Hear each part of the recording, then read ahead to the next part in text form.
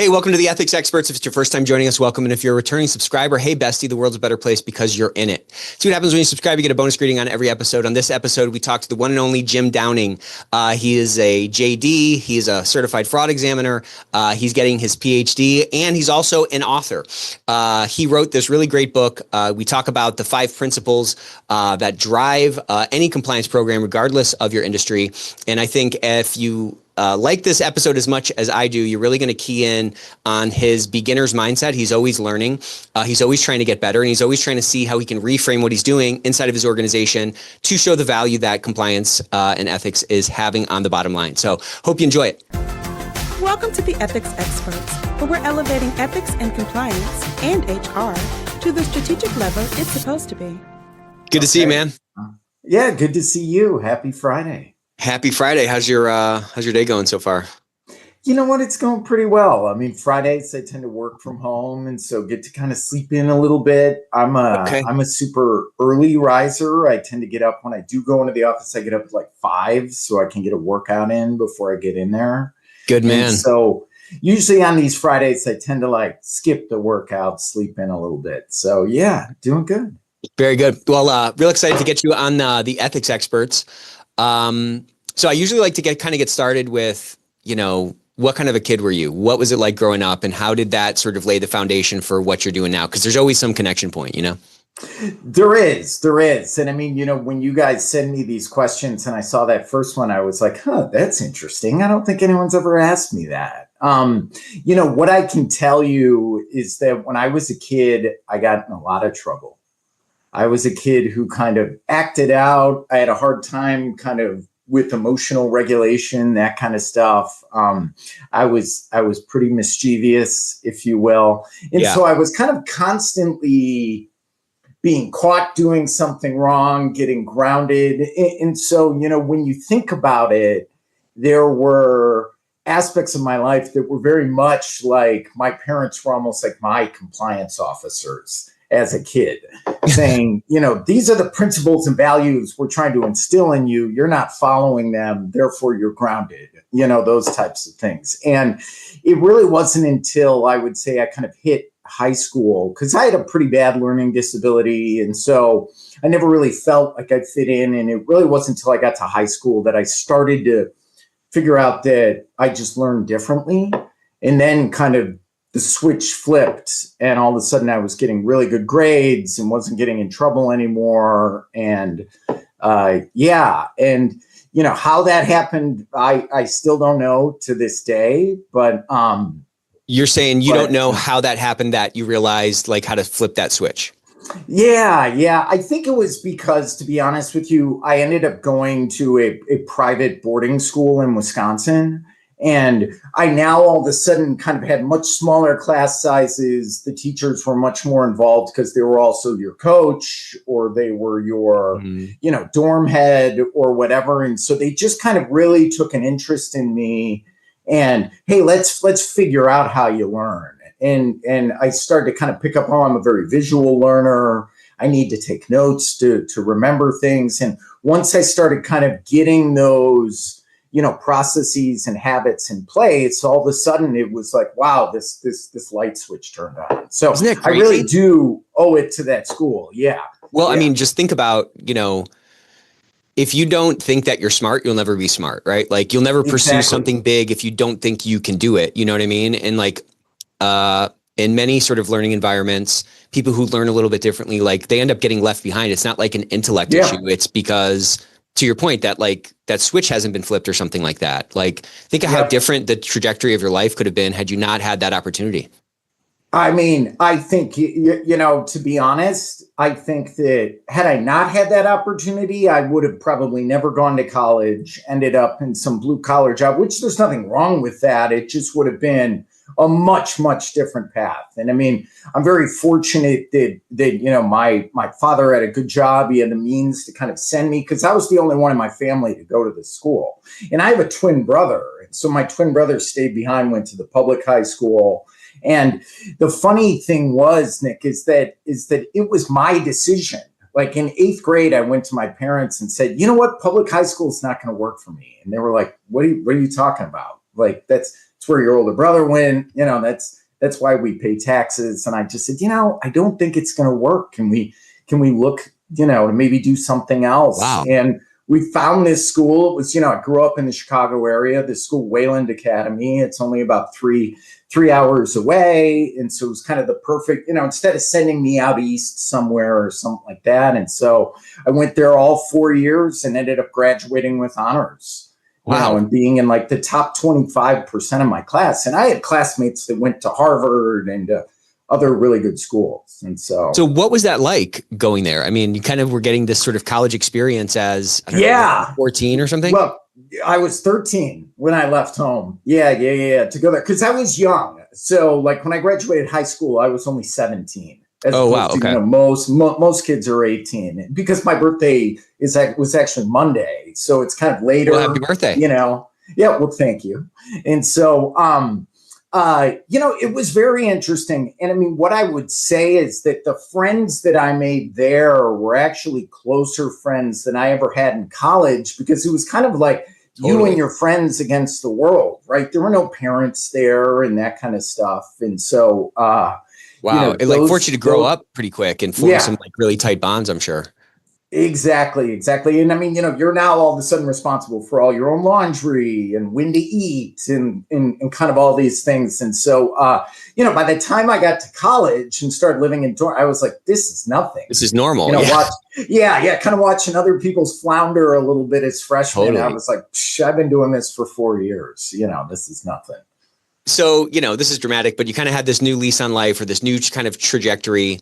You go to college, and what did you decide to kind of study in college? Yeah, well, so I always knew I wanted to be in the business world in some respects. I didn't know what, right? I was good with numbers. I was good with math. I've always been kind of a people person. So I ended up getting a major in just business administration because I really wanted to get kind of a full breadth. So get marketing, accounting, right? Kind of all these different types of. You got to kind of sample all the flavors in a way. Exactly. But then I did get a minor in finance, and for my junior and senior year was also like the TA for the finance professor. So I would go and help him in classes and even teach some of the fundamentals and like those types of things. And so it was great, loved college. And then, so I went to New England College, which is in New Hampshire, and then came back to Chicago right after graduating, but also kind of realized right away that I was like, wow, that's a really small liberal arts school in New Hampshire. A lot of people in Chicago have never even heard of it. Yeah. And so almost immediately, I would say it was only 2 or 3 years after I graduated, I went on to get a master's in accounting. Cool. Yeah, because, I had first gotten out of college, tried a role in sales for a couple of years, but just it didn't ever really jive. Didn't sing to you, yeah. Yeah, I mean, one of the issues I had is that like 1 month I'd make $10,000 and the next month I'd make $2,000. Right. And I was kind of like, I'd like to have some more consistency with my income. And also, there were just aspects of it, the kind of the constant rejection could sometimes get to you. Totally. And or like a sale would fall through at the last minute, those types of things. That you were counting on, that you just knew it was going to close. Yeah. Exactly. And then it's just the client, all of a sudden, I don't want to do it. And you're like, come on, why? And so, so I kind of decided to take the opposite end of the spectrum and go into accounting. And so started. And what was it about accounting that like attracted you to getting that master's? Because I mean, that was a very intensive. I mean, that's a very intensive program. Yes, it was actually very intensive. It was one of the things that I still didn't fully understand.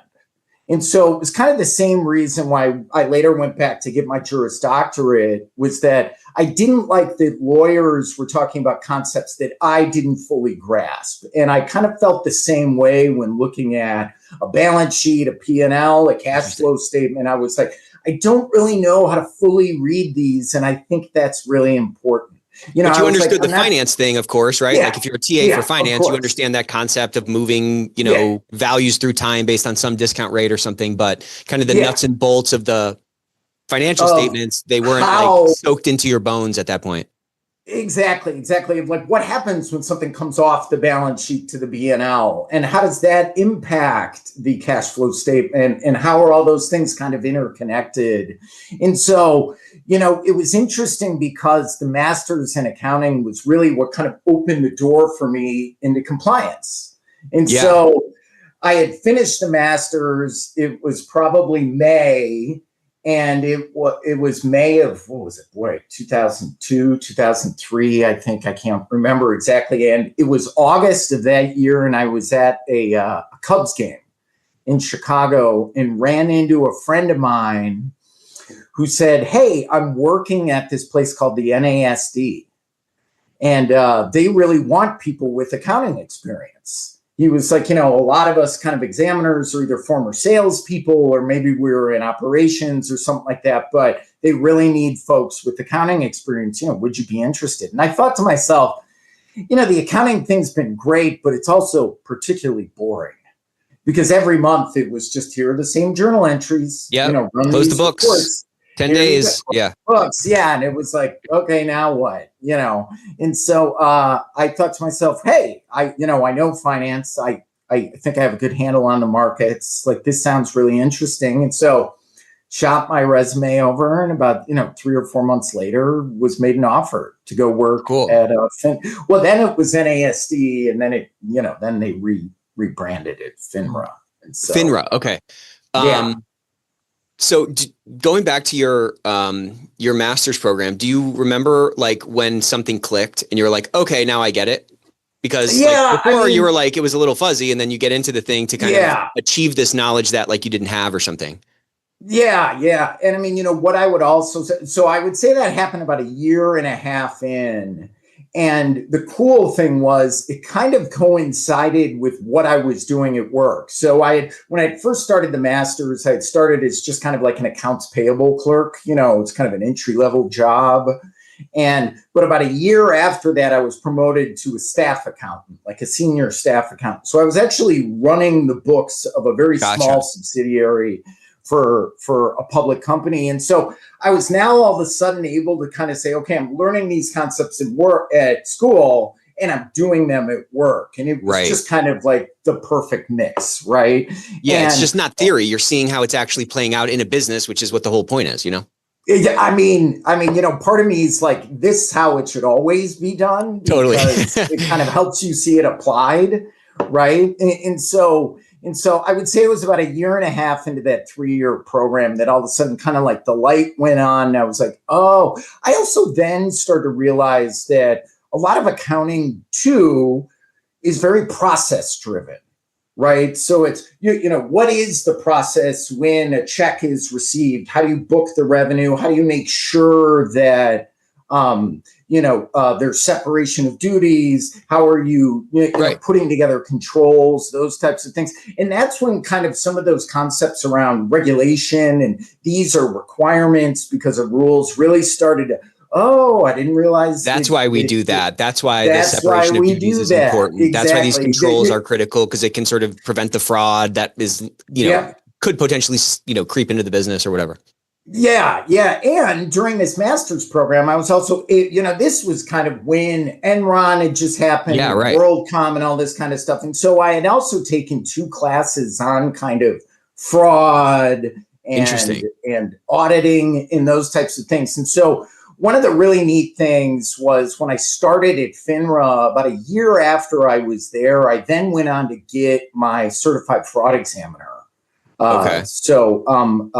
Certification. And I was the first one at FINRA to do that. Oh, cool. And so, what made you get that? Did you just kind of hear about it or what? One of my professors at the time was studying for it and kind of talking about it, because at the time, like the CFE, the ACFE, the association was still very new. It was maybe 4 or 5 years old. There was only, a couple thousand members.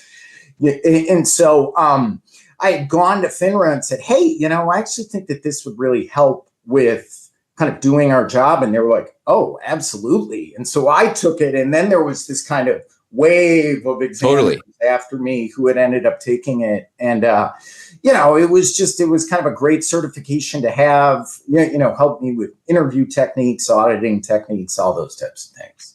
So you joined, it was called NASD at that time? Yeah. And then it turned into FINRA. So like, what does that organization do and what were you doing there? And, obviously how then did you see the intersection of this, certified fraud examiner helping you to do your job there?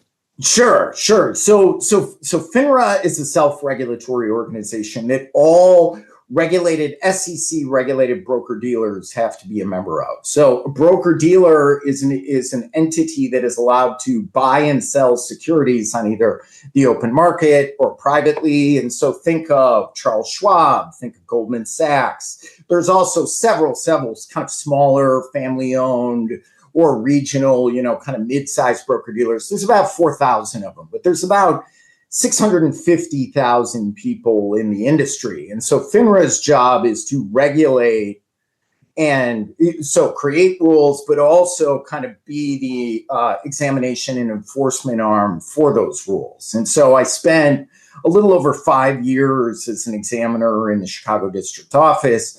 I would say the first 4 years of that, I was more kind of out in the field, going to firms, just looking at their overall program. My last about year and a half, I was doing what's called cause. And cause is when they trigger an investigation based on a specific action. So let's say it's a customer complaint or a termination or an internal investigation, all these types of things, kind of against more of an individual. It could be against an entity as well, but those tended to be more specific. Now, the CFE sets together kind of concepts and principles around fraud examination. And so, what are the most beneficial sampling techniques? What are good interview techniques when talking to people? How do you ensure the chain of evidence, like all those types of things? And so it really kind of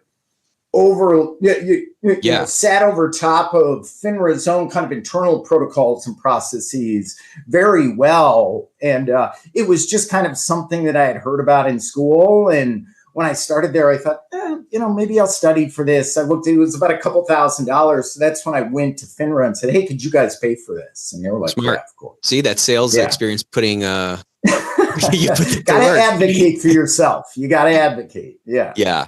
And you probably kind of immediately in studying for that, you immediately started to see ways to apply it, either when you were doing that field work or when you were doing that cause work, right? Yeah, exactly. Yeah. And so then, I was a regulator. I had been there for a while, but I still felt that there was something missing because a lot of my peers within FINRA had either worked for the industry or been licensed by FINRA. So maybe you've heard of like the Series 7 license or like FINRA also manages that whole licensing program.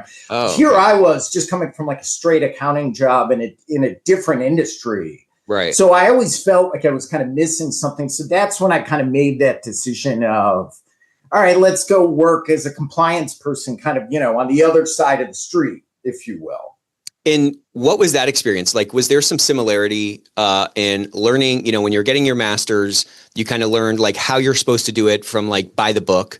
And then you were working as a staff accountant seeing like, okay, some of these things we don't actually follow for these reasons. And maybe some of them are valid. Maybe some of them are just sort of sloppy accounting because it's a small business. Did you see that same sort of juxtaposition as you went from like regulator into like in-house? Yeah, 100%. Because, coming in as a regulator, you don't have the business aspect totally kind of in your purview, right? You have these blinders on and it becomes a little bit of like a more of a black and white exercise. Here's the rule, you're doing this. Does that meet the requirements of the rule? What you start to learn a lot more when you leave the regulator is that it's actually way more gray area around the rules. Which again is hard to appreciate in the four walls of a regulator, It's very hard to appreciate. Well, and also because, I would go visit 15 firms a year. Right. So like, I'm never really fully understanding what they're doing and how they're different. Right. Yeah. You're in and out. You're taking a snapshot and then moving on to the next one. Yeah.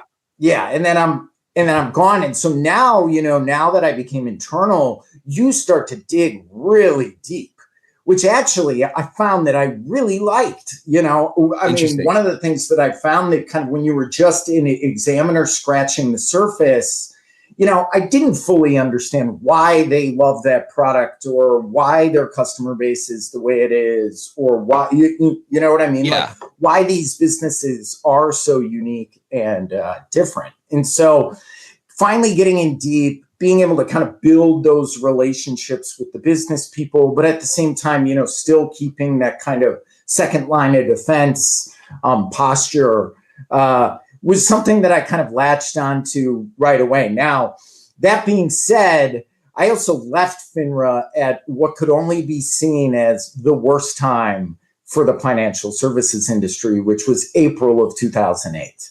And so, you know, then later that, what was it, June, when kind of everything, cratered. And so, you know, which was unfortunate because I landed at a firm, which was great. I was loving it. We were institutional. I had helped them open up an office in Hong Kong and a broker dealer in the UK. I was kind of chugging along, but it just, you know, hey, you were the last in the door. Sorry. Brutal. You know, yeah. And so how long were you there before the world fell apart? I mean, that was a crazy time. I remember everything freaking came to a grinding halt, you know? Yeah, I mean, literally. And so I started there in April of 2008, and I think I ended up, you know, getting downsized in June of the next year. Now, I was only out of work for maybe like a month. I had landed at a very small trading shop in Chicago, only had about 40, 50 people as their chief compliance officer. And what were they trading? Great. They were doing mostly equities, but doing some bonds and options as well. They did about 30 million shares a day. And so, you know, it wasn't decent size, yeah. I mean, now it was also insane, right? Because I would have like a trader run into my office. Oh, I got this thing up on the tape and it's the wrong thing and it's millions of dollars. And you're like, oh, you know, I don't know. And so was that experience very different from the institutional experience that you were in for that year and a half? I mean, that institutional experience was very much kind of your corporate office and cubicles. Yeah. This was, you know, trading floor, right? Everyone's kind of yelling, running around. Totally. People can't really appreciate, like, if you haven't seen that, it's hard to appreciate the chaos that's just in that room, you know? Well, and I mean, especially kind of coming from this corporate America, very buttoned down, where it's very quiet in the office. Yeah. Well, like, it went from black and white regulation, then it went to like, oh, maybe there's like a little gray here, and then it's like a storm of gray or something, you know? Then it was just insane. And I mean, that, you know, that is an environment where decisions also have to be made very quickly. Like, you can't doodle on it for a week against you. Yeah, exactly. Because at that point, it's, you know, you got this position out in the market, and is it going to go down or up, right? And so it was also kind of a big learning experience for me on how do you make those decisions and how do you make them quickly, which kind of helped me come to this concept of what I like to call kind of the waterfall of decisions in a compliance program, which is the first starts out, what's our policy? It's actually not what's the rule. It's what's our policy on this? What does the actual manual say? Does it say we need to sell out of the position right away? Does it say, you know, you can leg out of it, whatever. Yeah, exactly. Or kind of take our time backing out of it, or we try to cancel and rebill. And so what's in the policy? If the policy is silent, then it's what's the rule. If the rule maybe is not as specific as what we're looking for, then it's, okay, what does the industry do? And then, I mean, you know, after that, it's kind of what's your gut telling you, right? Yeah. What's the best thing for the client? You know, kind of what's the most ethical thing? Those types of things. And so it's kind of policy, kind of rule. What is everybody else doing? And then finally, what's the principle? What's kind of what can you argue like straight faced or something? 100%. Yeah. Like kind of what's going to hold water with the regulator. Yeah. Right. You know, you don't want to say, well, we sold out. There was this huge loss. So we put it on the client. And they're like, wait, what? The client can't pay for that. Right. And I mean, it's almost like you went from reading chess books to playing like regular chess to then playing speed chess or something. Playing speed chess. Exactly. And so, you know, I lasted there a couple of years until I was at, even funnier, a White Sox game, ran into a different friend. we were watching the game. He was telling me that they had an opening at JP Morgan. And so I was like, oh, I was cool. like that now that's, back into the kind of the corporate cubicle, right, world. And so, landed there and spent, the better part of 6-7 years at JP Morgan, which was just really where I would say I kind of cut my teeth and started to really understand kind of compliance as a whole. So this is where I started to begin to kind of formulate my theory around the fundamentals of compliance, which I built my book off of. Because not only was I doing kind of investment advisory, broker-dealer compliance, there was this additional layer of kind of bank compliance added over everything. And so I started to get a lot of education around what is it that the Fed wants? What is it that the OCC wants? Where did those principles come from of risk management, compliance, kind of all? So started to really dig deep into all those rules, the Treadway Commission, kind of all COSO, all that kind of stuff, just kind of to get that education. Now, at the same time, this is also when I then went back to school again to get my Juris Doctorate while I was at JP Morgan. Now, that's a little bit of a blur because, you're working and going to school. Totally, and I had little kids at the time. My kids, I think, were like 2 and 5 or something. And so it was like the 3 or 4 years of no sleep, as I like to call it. But, as I had mentioned earlier, I didn't do that because my plan was to then go take the bar and become a lawyer, because I didn't do that. My plan was I wanted to, number one, write better. But number two, I also wanted to have a better understanding of when these legal principles, especially things around like administrative law, procedural law, civil procedure, how do I get a better understanding of those? Well, you got to go back to school. And so, another thing that I would also say is that what I started to notice is that a lot of chief compliance officers at kind of bigger, more prestigious firms had a Juris Doctorate. So I was like, if I ever want to be, in one of those positions one of these days, it's going to suck, right? It's going to be an extra 15, 20 hours a week that I got to study and do homework, but I'm going to do it. And so, man, it's like, right? In the story of your life, that would be a montage scene, right? If you staying up late and giving bottles and whatever else, but it's all like, day Sunday, that's 2 long years Sunday of no sleep. Library. That's a long time, Yeah. Because it was literally every Sunday I would spend 8 to 9 hours just at the library, just reading and studying and taking notes. And then I would get up really early in those days, go work out and get to the office by 6 a.m. Jeez. And spend like 2 hours or an hour and a half just doing homework at the office. Because it was quiet, no one had showed up yet, Wow. And so, yeah. What a time, man. Now look, that was more than 20 years ago. I graduated in 2013, or I'm sorry, more than 10 years ago. And so, now I look back on it, with no big deal. Kind of rose-colored glasses, right? I can do that again. So I'm actually starting school again. Wow. Here in a couple weeks, I'm going to be going to St. Thomas University as a PhD program in ethical leadership. And wow. So, what's next? What's after that? I'm just kidding. Med school. No. Yeah. But I mean, after writing the book and kind of also realizing how much I enjoyed writing it, I was like, I think I could do a dissertation. And I'm also really interested in a dissertation of kind of the intersectionality between compliance and AI.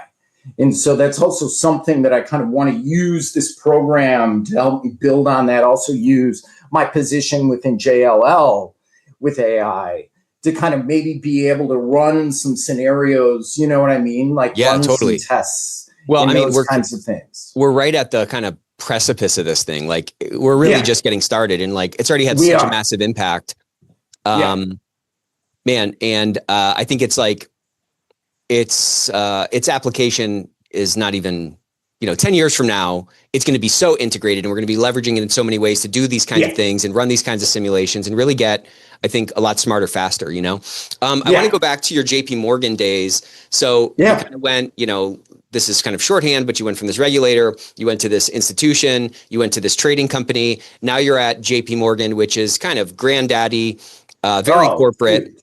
But it seems like in that role, you saw some like added dimensionality to what a compliance program is, right? Not only from like a regulatory perspective, because JP Morgan's breadth is so far beyond like just trading or just broker dealer or whatever. It has, it's a bank, it's an investment bank, it has all these other functions. Talk to me a little bit about like what that discovery process was like when you saw, you were obviously like pretty dialed in on compliance, like just I was very but then you saw like this wider breadth and perhaps like the intersection with like the human behavior that, and the structures that end up creating or not creating the circumstances for the compliant behavior that de-risks the company. Yeah, exactly. So one of the main reasons that they brought me on was I was actually there to help launch the compliance program for what's called Chase Private Client. And so now this is something that's kind of in a lot of the branches, but at the time it was in maybe 5 branches, like a couple in New York, 1 in Chicago, 1 in Dallas. This is for like the high net worth individual. This is for like, exactly. And so not only were we offering brokerage products and investment advisory products, we're also offering private banking products to kind of a more affluent, right? So you no longer needed $30 million to be able to invest in some of their strategies and those types of things. Our minimum, I think, was like $500,000 or something like that. So, and then on top of that, there were also additional banking benefits, better savings rates and credit card offers and those types of things. And so it really gave me the opportunity to sit down with the product teams in each and get a really good understanding of kind of what's your target client. How are you planning to sell this? How are you planning to maintain, right? Because sometimes the business is so eager to just sell and get the client invested. And it's like, but then what? You still have an obligation, in some instances, a fiduciary obligation to that client to keep monitoring their account and those types of things. And so you kind of had an appreciation for those kinds of discussions from that institutional day, right? Or those institutional days where you had to kind of step in and see like, okay, I'm getting deeper in the business. Why do these products exist? Why do clients like these products? Yeah. And so, and then it came down to building the onboarding and investment process electronically, digitally, but trying to make it in a sense to where there can almost be no breaks and controls. And so one of the things that kind of took a while, but what I would say was very beneficial was sitting down with the business and running through the scenario of there really should be no exceptions when it comes to clients and investing. You should establish the parameters by which each client is kind of, whether they're sophisticated enough or the risk tolerance is high enough or whatever to invest in certain products. And that's it. There should be no, this one client's kind of, unique because they also do X, Y, Z or whatever. Because the minute you start getting into exceptions, that's kind of where you start to shoot yourself in the foot, because the policy says X. And if you allow exceptions outside of that, you've just violated your policy. And so kind of bringing my regulatory background with me to explain that to the business people. And then when the light finally clicked, they also began to understand that also builds economies of scale for them. Right. Exactly. Because, you're not shooting from the hip all the time. You can, it's kind of an application to that compliance waterfall on an individual investment basis or something. Yep. 100%. And so, we were able to really sit down with IT, the business, myself, internal audit, corporate risk, all these kind of folks and get them at the table, because at the time, Chase Private Client was one of Jamie Dimon's top 5 priorities. And so it was like, that was great to be involved in that. Got to sit in a couple meetings with him, which was cool. But saying that meant that you could just say Chase Private Client and we'll say, okay, what do you need from me? Right. It wasn't so like you had that tone from the top, that sort of endorsement to like have those conversations. Interesting. Yeah, exactly. And so, really gave me kind of that breath. Now, at the same time, the JP Morgan was also completely redesigning their risk assessment protocol. And I was very, very plugged into that. Just because we were kind of this newer entity that had branches all over. It touches everything. Yeah, exactly. And so they were like, hey, Jim, you go join that project. And so being able to also sit down with them and figure out how should we design this, right? JP Morgan is such a huge organization that does, like you said, auto loans, home loans, business loans, it just, the list goes on and on. And that also really helped me get a much better understanding. I would say I kind of cut my teeth on risk assessments there because there were some really great people who had been around for a really long time, right? Who, were taught you how to think about it in America. Exactly.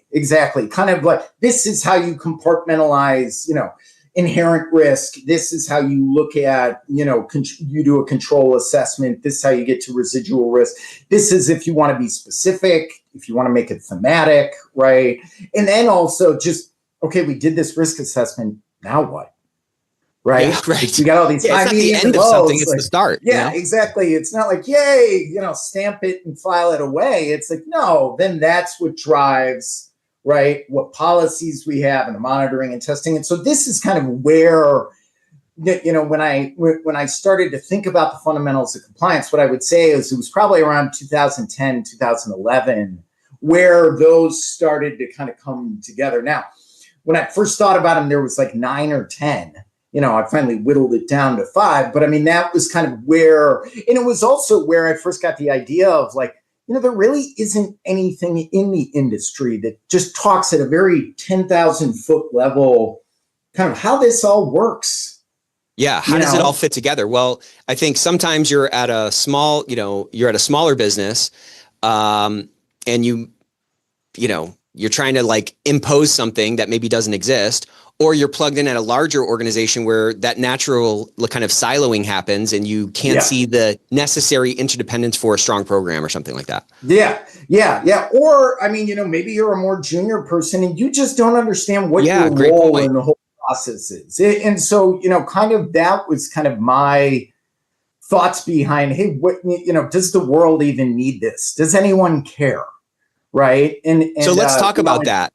So you kind of had 9, you boiled it down to 5, you ended up, putting that in a book. Like, let's talk a little bit about the book, what that process was like and what those big kind of takeaways or what your perspective on, these 5 sort of pillars or these 5 sort of concepts are. Yeah.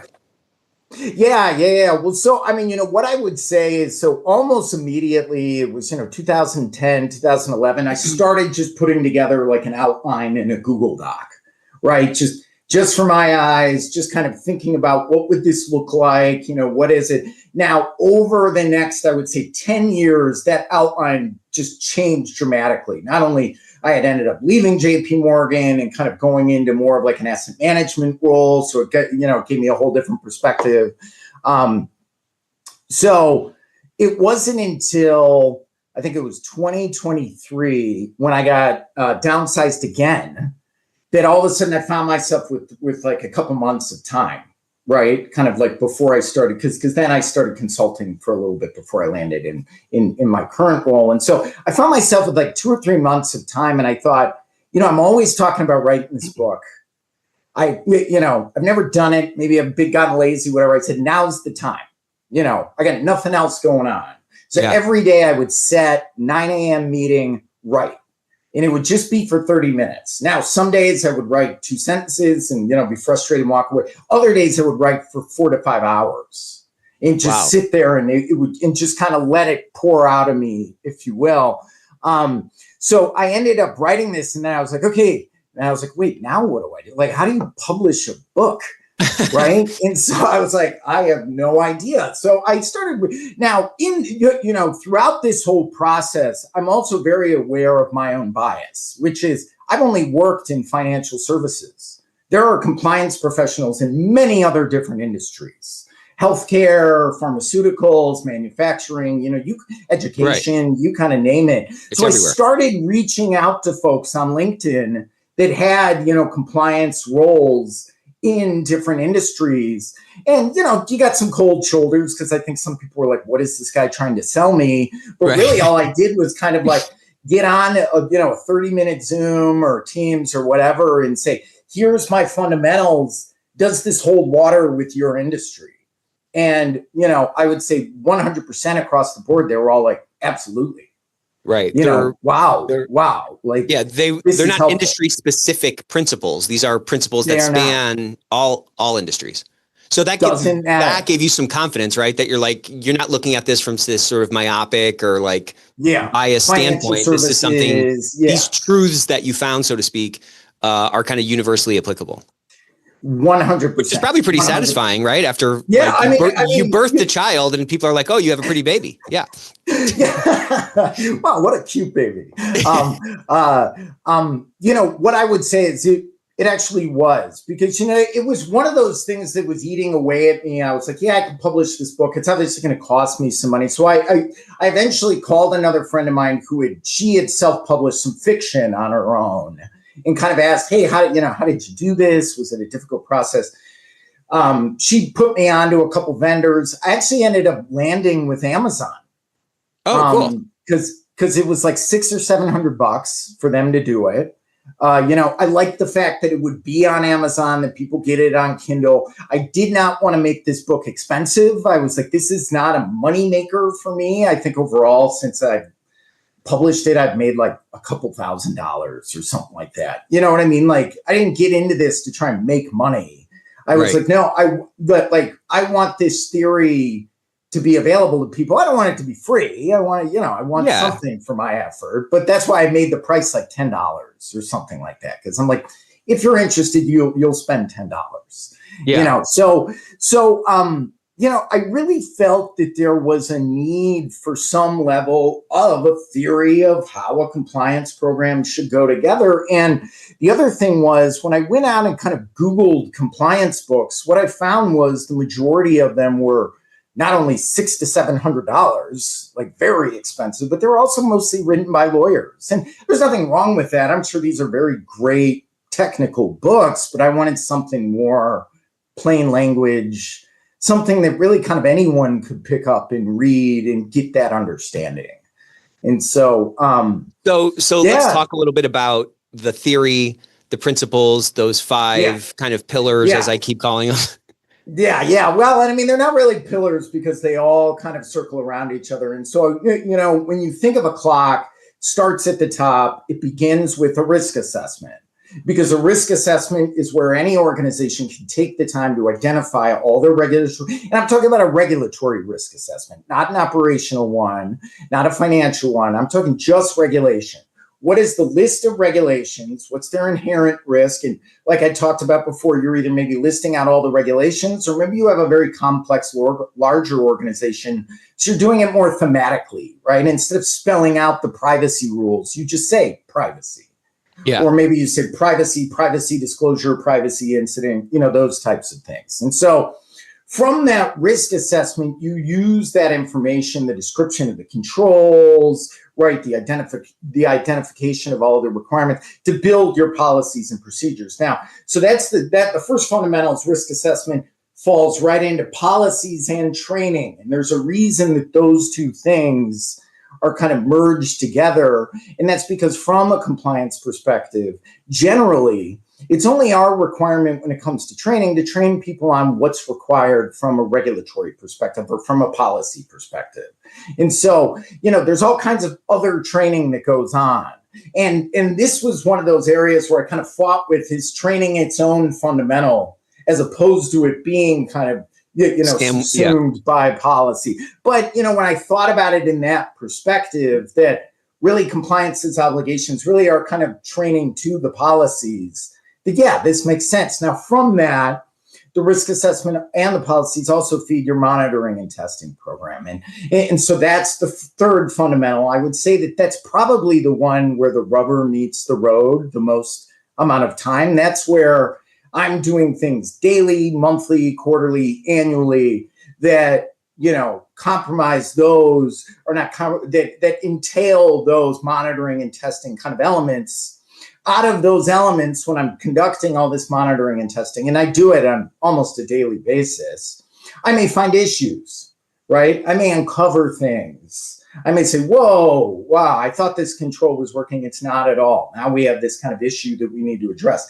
That moves us into the next fundamental. So we got risk assessments, policies, training, monitoring and testing, issues, and exams. And so I kind of partnered. Again, this was one where I thought maybe they could be separate, but the exam portion, not everyone may be examined, or even if they are, maybe it's very rarely, but it's kind of the same thing because it's in an effort where compliance is aiding the business, right? Helping them to remediate issues, giving them advice on what compliant looks like, but not necessarily doing the job ourselves because it's not our control to fix, right? And in some cases, maybe it could be, and I talk about, those differences in the book.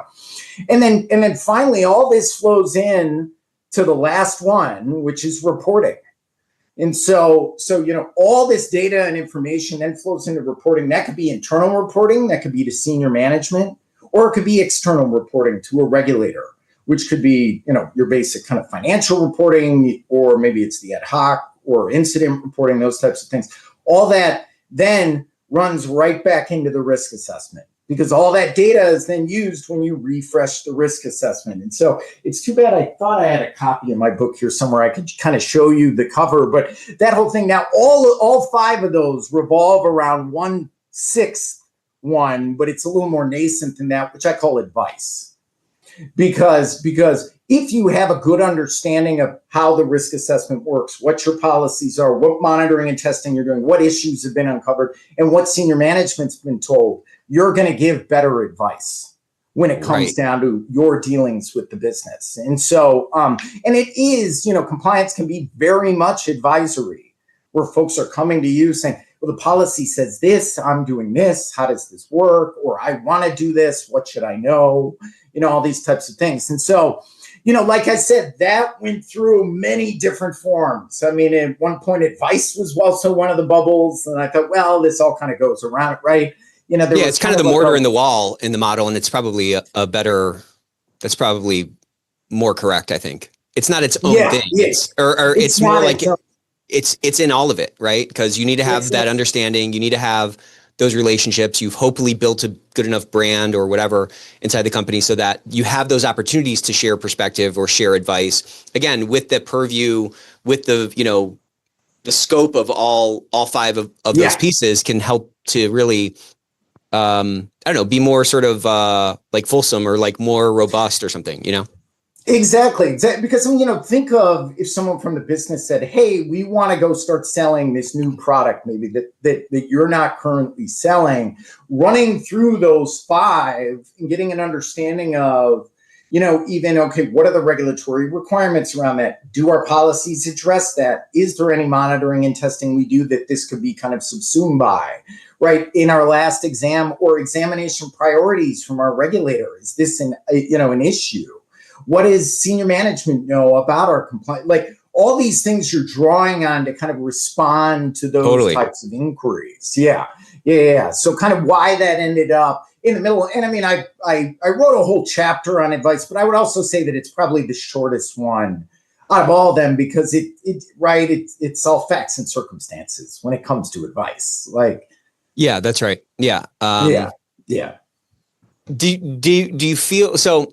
Integrating into the business is something that I think a lot of people struggle with. We do these webinars every week and we do, I've done 200 something of these conversations and this shift seems to be happening in our industry from compliance being sort of a stepchild of legal into sort of more of like a risk business, or part of the risk or organization. And I've been impressed by, I think kind of in a bad way, or let's say I've been surprised by the struggle that our industry has had in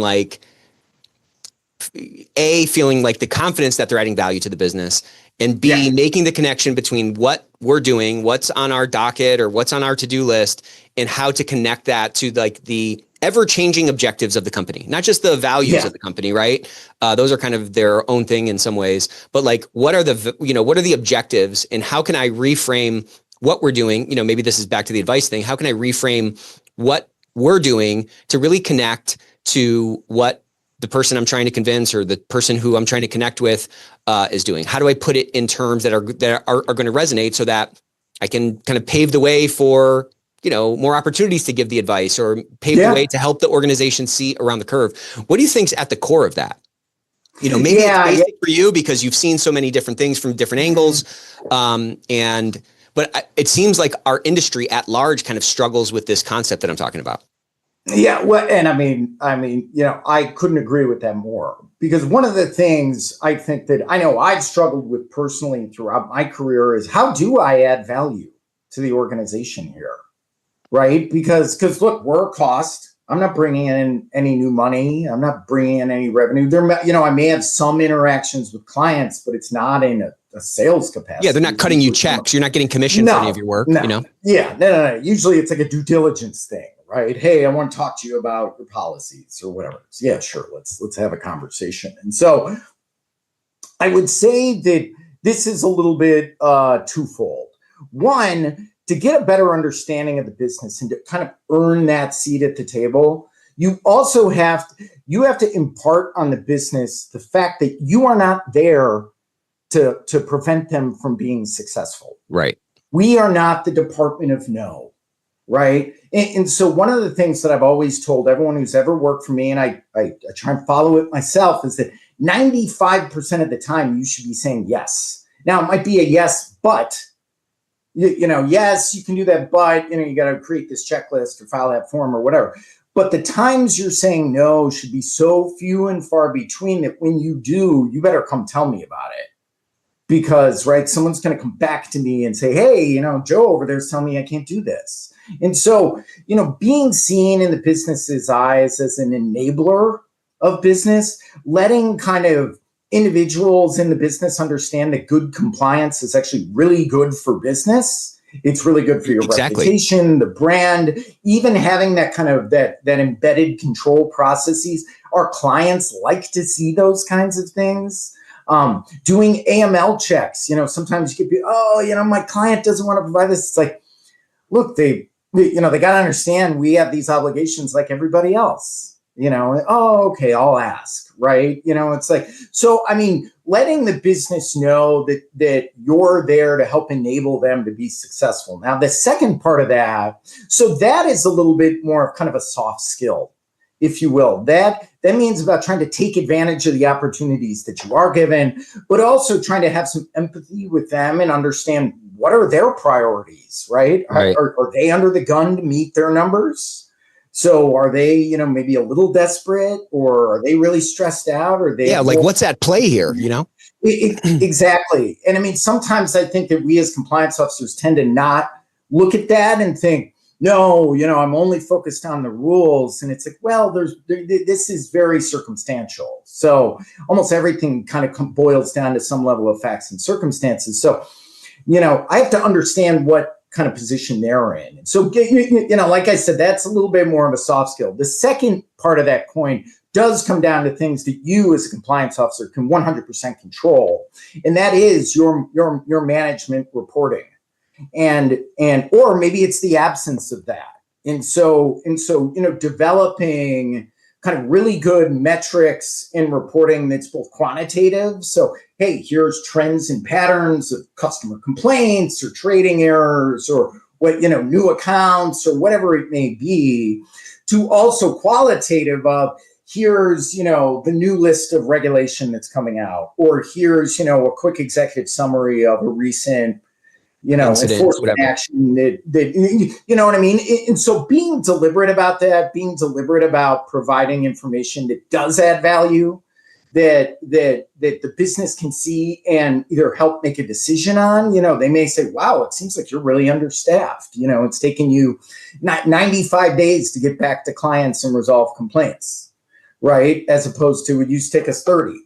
Right. So it's like, these things can also help you get resource and evidence to the business. This is what I do every day. So this is where that monitoring and testing, all this stuff that you're doing every day, all these tests you're conducting and the monitoring that you're doing, this is where you should be getting credit for that.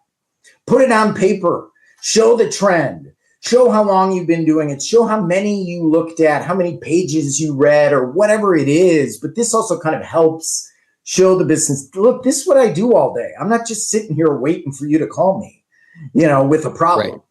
So kind of taking those two tacks. Now, that being said, you're always going to face bias as a compliance officer. Always. It's just, hey, that's the compliance guy. I don't want him in the room. We're the sales people. We're the product people. We'll go talk to the compliance people after the fact. And so, trying to evidence to them on some level that kind of you're on the same side of the table as them. This does not have to be adversarial. We don't want it to be adversarial, right? In fact, it is adversarial. That's usually when you miss something.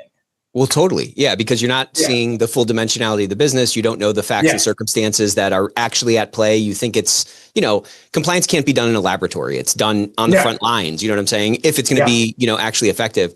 And I really like the way that you talked about reporting. Some people think like food is fuel. Well, no chef thinks food is fuel if they're putting freaking parsley on and they're like doing a plate presentation, right? Because the eyes eat first. And I think there's kind of some corollary, or that's kind of a metaphor for like 100%. What reporting can be, or what reporting is for some companies or some compliance folks versus like what it can be. We're not just stapling, my cat is lost to, light post or something, right? Like it needs to be a conversation, and it needs to be framed in a way that we're not just it's not just putting a bunch of graphs on the page, but it's going to resonate with the audience, and it can prompt a conversation, and we can, to your point, influence them to see maybe a little bit more of the value that we're actually bringing. And, you're somebody, you mentioned a couple times how you exercise, compliance really is kind of like that for a person. Like, I know when I'm exercising or I'm working out, I'm like a better, I'm a better employee at the company. I'm a better, leader at the company. Yeah.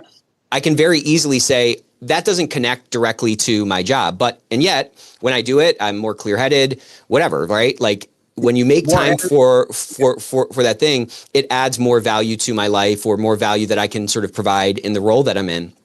And I think you're exactly right that, compliance does drive a better business. It improves the enterprise value of the company because it increases the quality. Quality is just like the level of excellence in a company. And excellence is like a, higher degree of excellence is like lower error, right? If that's on a test, if that's on a production line, whatever. It feels like there's a mindset issue in our industry. Again, I'm painting in broad brushstrokes because that's the only brush I got. But it feels like there's this mindset issue in our industry where I don't know if like people don't believe it, or they haven't seen it firsthand, or they meet so much resistance because, they think they're going to be viewed as the office of no, or maybe they actually are. Maybe they've stepped into a program. How do you get somebody to, like, what would you say to somebody who feels stuck in that kind of a way, that they're like really resonating with this? They love what you talk about in your book. They love, they want their program to be more, integrated, be that mortar in the wall, but they feel stuck. What would you tell them to like get unstuck? Yeah. And so, this can be difficult for folks because it does deal with a level of uncertainty, right? You coming to the table saying like, do you even want me here? So, what I would say is first look at what level of data and information you have, right? So like, let's kind of survey the playing field. What are my inputs right now? Is it good data? Are these things that do kind of drive trends and patterns that I think the business? So first, put it all together, put the package together. Now, what's really important, what I've always found for senior business leaders, is they also want to understand why. So I can show you a chart of customer complaints. They're trending up, down, staying the same. Well, what does that mean? Like, why is this important? So you do the chart, but make sure to keep the bullet points of this is why this matters, or why I kind of, feel like it's either an area we have to keep watching, or I'm concerned, those types of things.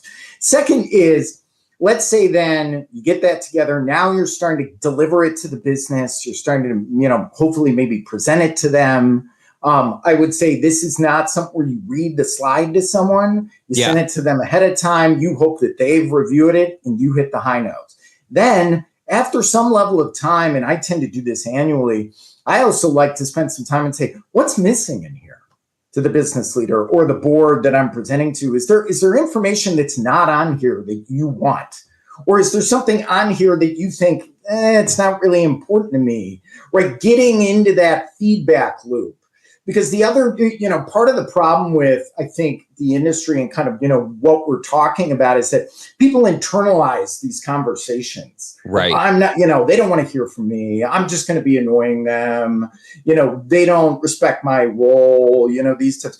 Get into the feedback loop. I think you'd be really surprised that people really do respect your role and really do appreciate the level and the dedication you have to compliance, because it helps save their job too, right? And so, look, compliance is not for the meek.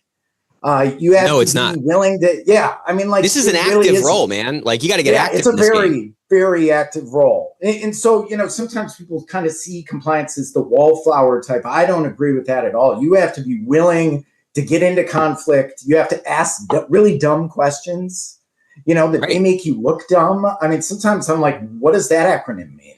You guys keep talking about ABC, like, what is that? And maybe to them that's, it's this. I've never heard it before. Like, and I don't want to look dumb, but I also need to understand it, So, I mean, that would be my advice, is kind of try and do it. And I mean, also what's so important, I would say one of the most important things for any compliance officer is network. Go build your network of other compliance people, whether it's in your industry or not. I talk to 2 or 3 different compliance officers a day about very, very different things. And I'm willing to redact stuff and share it, or I'll say, send it to me, or let's get on a Zoom and screen share, and I'll give you kind of my critique in real time, those stuff. Like, get out there, get into feedback loop with a mentor or with, peers at other agencies, those types of things. That has helped my career beyond anything you can imagine. I'm sure. It got me my most recent job. Sounds like you didn't even have to go to a baseball game for this job. No, I didn't. It was a good friend of mine I had known for 20 years, called me up and said, "Hey, I'm retiring. I know you lost your gig, 6 months ago. You've been consulting, you published this book. Are you interested in this job?" And I said, "Absolutely. JLL is an amazing organization. I would love to work there." And that's one of the biggest assets, I think, in our space that people don't take advantage of enough. It's a very unique thing. And I talk about it all the time, but like, if you're a sales leader, you're not reaching out to your competitor, the VP of sales or the CRO. You know what I'm saying? Like, there is battle lines drawn there. Like, in our industry, it's a unique thing too. Yeah. But for us to reach out and have those conversations, there's no antitrust concerns. Totally. We're not setting prices. We're not trying to collude, right? We're saying, hey, I'm doing it this way. How do you guys do it there? I just want to make sure I'm kind of get out of this echo chamber I can get into. Yeah, the role itself sort of transcends the competitiveness inherent to business that other departments are like shackled by, Yeah, 100%, 100. Because even you think like HR or finance, they may have confidentiality concerns. Totally. Those kinds of things. And so, and then, going to conferences, and I jump into circles of people and, hey, my name's Jim. And what are you guys talking about? You know what I mean? It's just interesting. And everyone's very welcoming. I don't know. I just, there's a natural, fear of rejection that we all have that, you felt in sales, and we've all felt at various points in our lives, but it kind of just doesn't exist here to the extent it does in other industries. And to your point, you can learn so much in real time. There's a problem whatever problem you're dealing with, there's probably somebody that you're connected to on LinkedIn that just fixed that or just did that themselves, or they have a perspective on it that can help you kind of fast forward to the finish line, Yeah. And look, I'm also always willing to mentor people, whether that's on a short-term basis or a long-term basis. There's several people that I kind of have recurring calls with that are either more junior, or maybe they're brand new in a CCO role and they, just want my perspective. So even anyone listening to this, if you want to reach out to me on LinkedIn, I'd be happy to have a conversation. I'll find time. Well, Jim, this has been so great, man. I feel like we're probably over time. Yeah, we are. Yeah, a little bit. One last quick question. If there was a piece of advice you wish you could have gotten when you were younger, if you could go back in time and find a young Jim, what would that piece of advice be? I think it would be that to kind of allow myself a little bit more grace, that it's like, it's okay to make mistakes. Because I think I've made some mistakes in my career that I kind of sometimes continually beat myself up for. Right. And it's like, looking at it from the perspective of that was a learning experience, Whereas like, I can remember when it happened, I was like, oh, this is going to ruin I'm going to get fired. This is going to ruin my, you know what I mean? And so it's like kind of give yourself a little bit more grace. Nobody's perfect. You know, I'm going to continue to make mistakes, and that's okay. You know? And so I think that's I would have said that to my younger self. Yeah. Yeah, well, we all have this kind of negativity bias, and you tend to remember the strikeouts, you know, more than the home runs, you know, but more than the home runs. Yeah. Yeah. Well, man, this was really great. I'd love to feature your book on our webinar. We give out books every single week, so we'll start featuring it. We'll add it to our library, and we'll give some of those away. But this was really a phenomenal time, man. Thank you so much for joining us. Yeah, so much fun. Thank you for having me, and have a great weekend. You too, man. Take it easy. All right, thanks. Bye.